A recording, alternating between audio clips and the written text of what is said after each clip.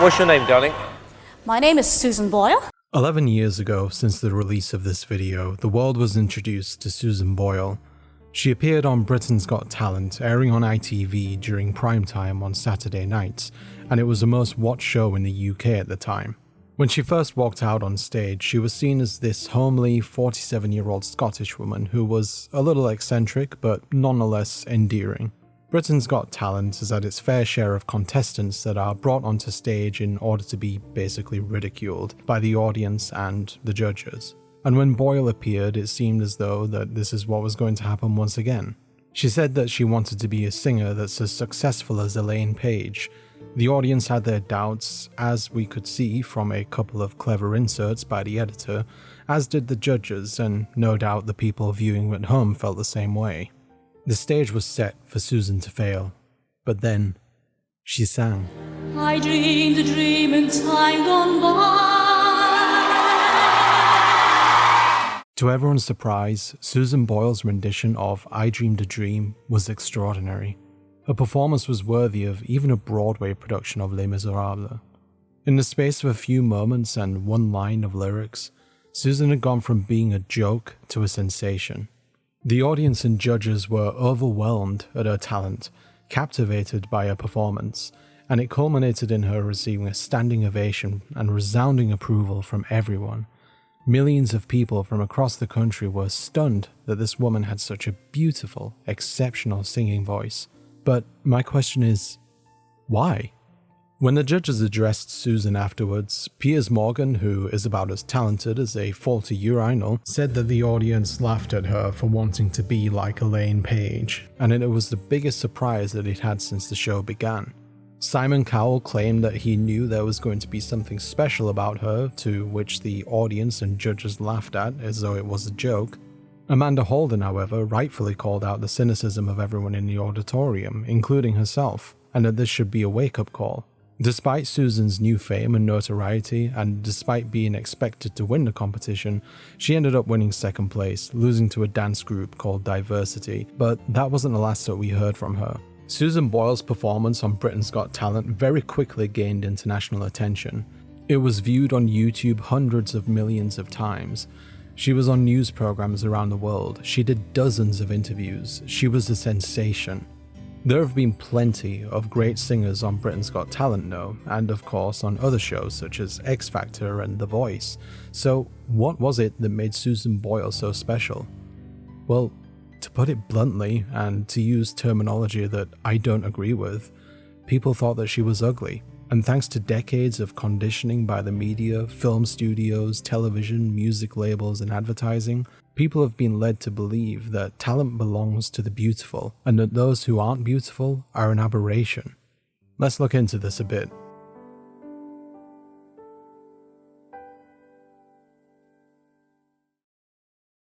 When looking at mainstream music, it was as early as the 1970s that we would see wildly successful bands and artists that didn't exactly adhere to society's standards of beauty. Punk bands such as the Ramones and The Clash emerged during this era, and part of their appeal was that they didn't adhere to the norms of society, so it made sense that they would look like people that you wouldn't expect to see on stage. But there were also performers like the Rolling Stones, Queen, and even David Bowie, who were extremely popular, but it didn't exactly conform to the standards of beauty at the time. Around this time though, there was undoubtedly more of a tendency for people to value the quality of an artist's music over their aesthetic. Part of this may have been because artists weren't as visible as they were in the 80s and beyond. Most people listened to music via the radio or records. This had been happening long before these acts entered the mainstream. For example, in the 60s there was the Beatles, and even though there wasn't a large consensus on what was considered attractive back then, they managed to win the hearts of millions of fans across the world, despite by most standards being pretty average-looking men. One artist that predates all of these acts though, and was universally considered handsome, was Elvis Presley. However, he was a special case. When first trying to make it into the industry, Elvis was more of a ballad singer, and despite having his talents recognized in the industry, he couldn't manage to break through. Elvis previously caught the attention of the boss of Sun Records, Sam Phillips, who even released a few of his recordings, but nothing came of it. Phillips had an idea though. Sun Records receptionist Marion Kieske said that over and over I remember Sam saying, "If I could find a white man who had the Negro sound and the Negro feel, I could make $1 billion." After experimenting with various songs, Phillips was at a loss with what to do with Elvis. He had the looks, the style, the talent, but people weren't buying it. But in 1946, one day while in the studio, Presley picked up a guitar and began singing along to "That's All Right" by African-American blues artist Arthur Crudup. They found the sound that they'd been looking for this whole time. The song was played on radio stations, and it was such a hit that callers kept calling into the Memphis radio show that debuted it, asking who the singer was. This later gained Elvis an interview on the station, where he had to clarify that he was white because many listeners thought that he was black, since the blues genre originated from black performers. Later on, Elvis made an appearance on television where people were entranced by this handsome young man, and Phillips finally fulfilled his goal of giving the blues genre a face which was more acceptable in society that heavily discriminated against black people, including everything that their culture created. Elvis Presley was arguably the earliest example of the music industry putting a more palatable face on music, explicitly because he was handsome and, of course, white. And given the attitudes towards black people at that time, there wasn't much of a market for blues records. Of course, that isn't to say that black artists were ugly, but the attitudes towards them were.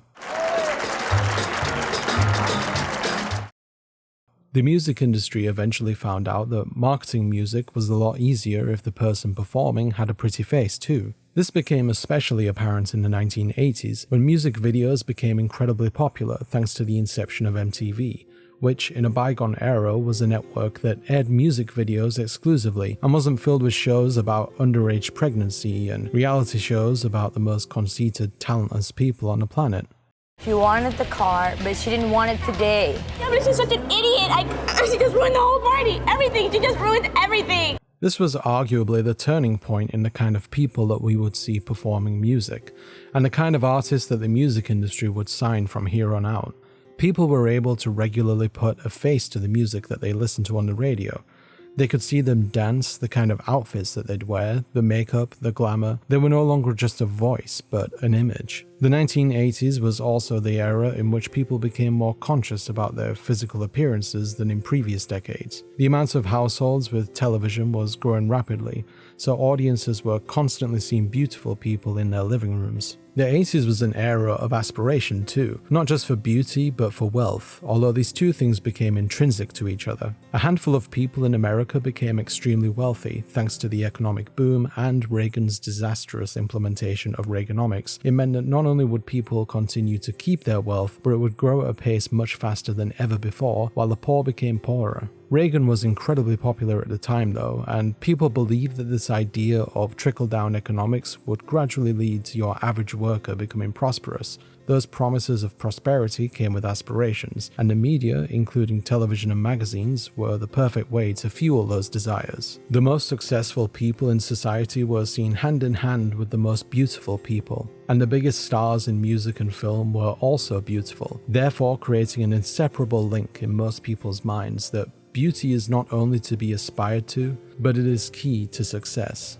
Looking even earlier in history, you'll find that the appearances of talented figures didn't matter much at all to people. Classical composers weren't subject to scrutiny like artists have been in the 20th century and beyond because media was completely different back then, and other than seeing them in the flesh or in the form of paintings, few people would know what they actually look like. For many, there was no way of knowing what people like Beethoven, Mozart, Chopin, etc. looked like, but they were revered for their talents. However, even the modern classical music industry isn't immune to the idea of marketable faces.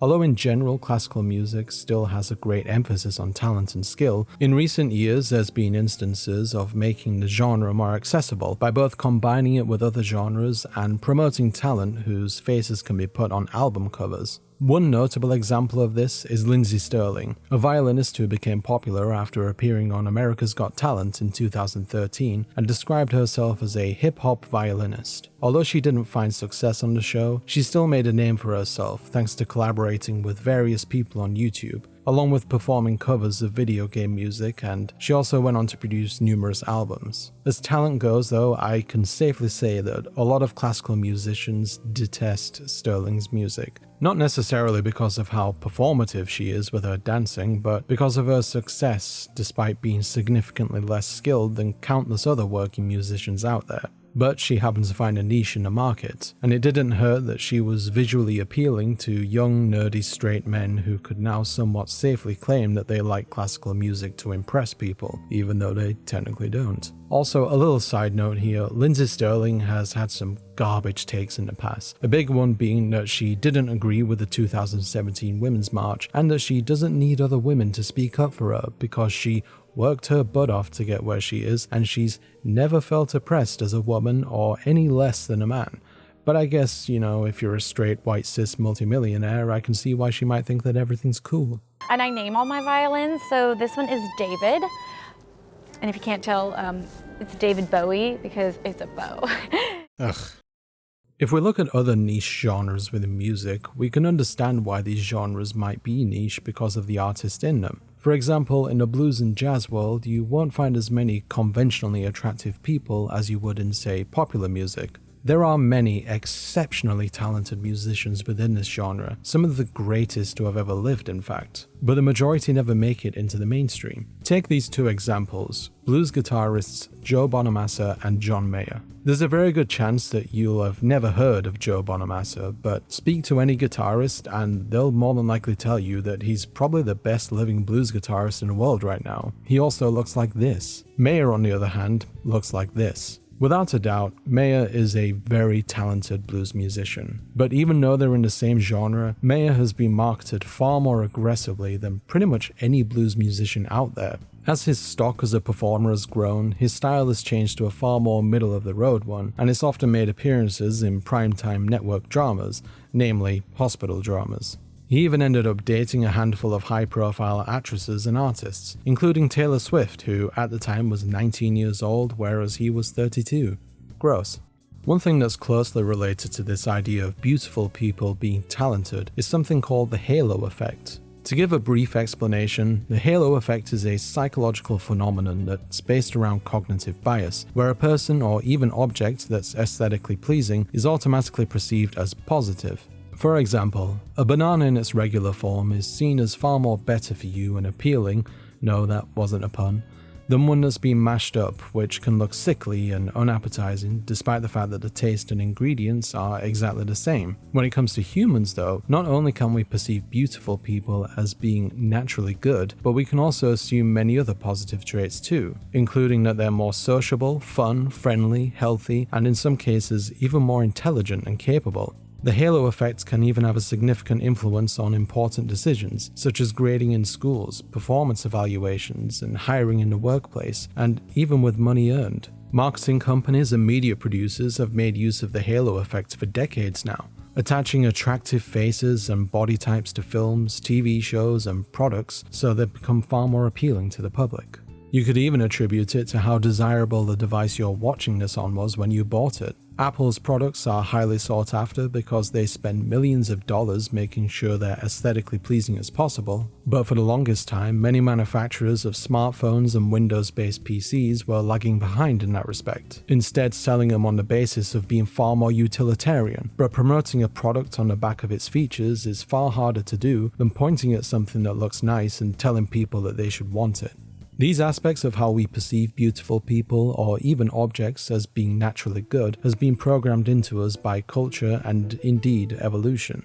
Throughout history, the standards for beauty has varied in both time periods and countries. But as media has become far more prevalent in people's lives, those past cultural influences have gradually changed in almost every country. American media has played a substantial role in this too. For the past few decades, Hollywood-produced films have become the United States' largest cultural export. The internet, along with social networks, have also assisted in people being able to cross cultural borders with almost no cost. And, unsurprisingly, American imperialism has also had a substantial influence in changing the cultural norms of countries that it's invaded or occupied. The UK did it too, I have to mention that since, With these factors in mind, the cultural hegemony of the West and its standards of beauty have had a great influence on how people perceive beauty across the world, therefore creating a standard. One notable example of this is South Korea, where Western beauty standards are highly adopted. Skincare and makeup are extremely popular among people of all genders, but a trend that's been growing as early as the 1950s is plastic surgery.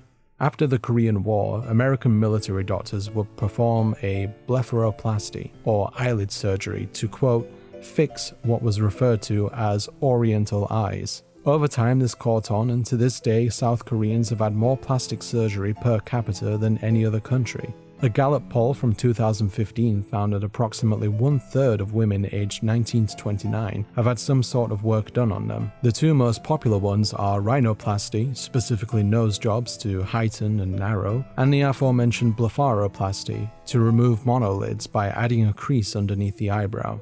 Both of these procedures are more often than not done in order to achieve a far more Western look. It's also not uncommon for K-pop stars to sign contracts which have them agree to any form of plastic surgery that their label asks for, thus perpetuating the standard that those with talent must have a marketable face to go along with it. To wrap things up, I just want to mention the age-old adage that beauty is in the eye of the beholder. We all have our own preferences when it comes to face and body types, that goes without saying really. These tastes are developed from a very young age in each of us. Of course, not everyone who's talented within mainstream media adheres to conventional attractiveness. For years, Adele was a plus-sized woman who found incredible success and won dozens of awards for her performances and recordings. Billie Eilish has a far more realistic body type than what you'd see in many other young female singers. Post Malone looks like he got into a fight with a printer and lost. And Ed Sheeran is a ginger. Just kidding. Much love to all you gingers and redheads out there. But Ed Sheeran does suck. However, the standard for beauty is still undoubtedly dominant within the media. Each of those artists have had their looks picked apart by gossip rags, and people online even do it as well, despite their popularity and talent. And that's because we've been conditioned to believe that those who are talented must look a certain way. And deviations from that have to be questioned, kept outside of the mainstream, or even flat out rejected. We've begun to even believe that the beautiful people are talented regardless of the fact that there's plenty of evidence to suggest otherwise. Just look at the dire creative efforts of influencers on Instagram, TikTok, and YouTube.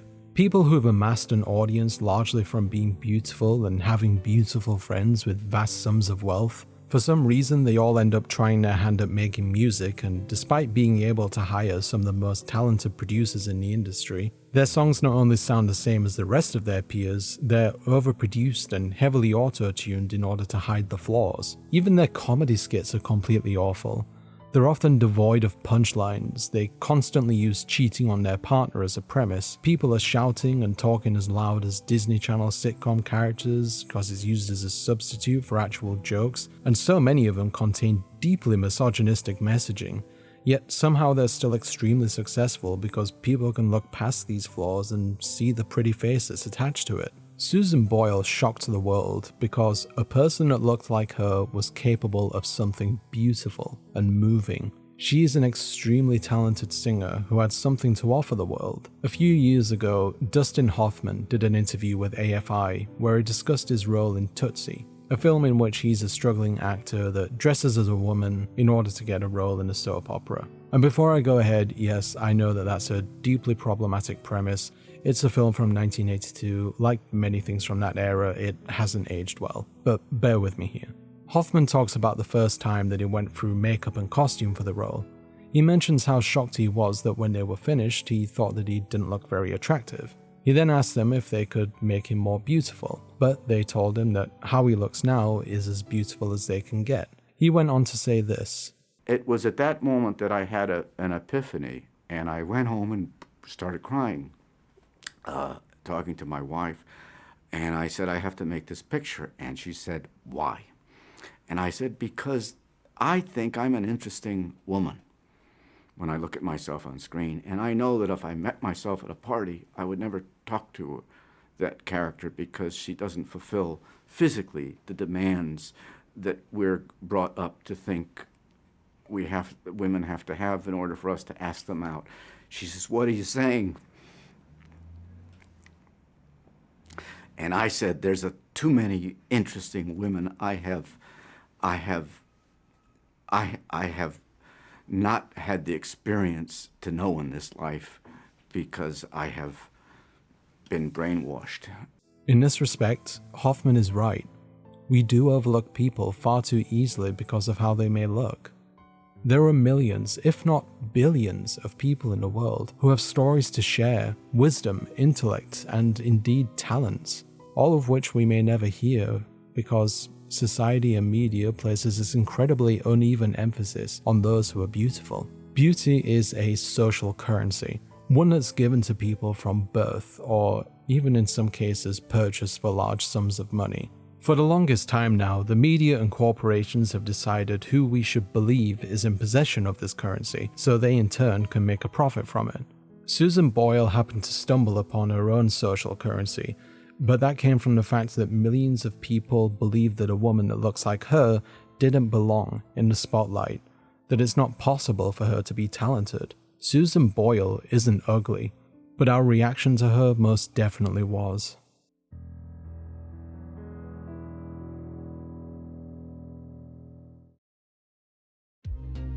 Thank you very much for watching. If you enjoyed this, then please subscribe to my channel, like and comment, etc. I read every single comment I receive. Also, if you could click the notification bell to be made aware of when I release something new, it would really help a lot. Also, thank you so much to my brand new patrons. So for the first time, I would like to shout out Brienne Kennedy, Couch Potato Artist, Christopher Portugal, Steve Marr, and my first ever patron, Lauren Mendoza. Seriously, it means a lot to me that you're willing to help me out like this, and I'm still amazed that there are people out there who want to support what I do, like complete strangers. If you'd like to join these kind of people, you should see the link now, and it's also in the description. YouTube also allowed me to have channel memberships too, so if you'd like to help me out that way, it would also be greatly appreciated. But if not, then just know that watching, sharing, etc. really still does mean a lot to me. Thank you once again, and as usual, take care of yourself. Bye bye.